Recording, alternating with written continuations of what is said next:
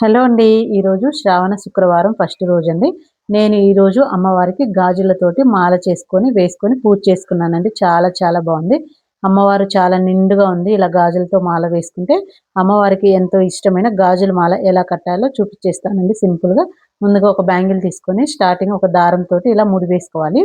తర్వాత ఇంకొక బ్యాంగిల్ తీసుకొని నేను చూపిస్తున్నట్టు గాజు బయట నుంచి దారం బయట నుంచి లోపలికి తీసుకోవాలి. అలాగే మళ్ళా ఇంకొక బ్యాంగిల్ పెట్టుకొని మన వైపుకి కాకుండా ఎదరగా దారం అనేసి లోపలికి తీసుకోవాలండి. నేను వీడియోలో ఎలా చూపిస్తున్నానో అలాగా తీసుకుంటే మనకు బ్యాంగిల్ లైన్ అనేది నీట్‌గా వస్తుందనమాట. కొంచెం దూరంగా కావాలి అంటే కొంచెం లూజ్‌గా కట్టుకుంటే దూరంగా వస్తది. లేదంటే దగ్గరికి ఇలా కట్టుకున్నామంటే మనకు నీట్‌గా వచ్చేస్తది.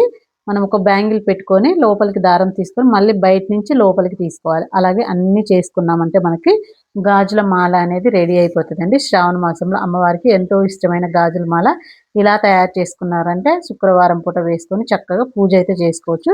వీడియో నచ్చితే లైక్ అండ్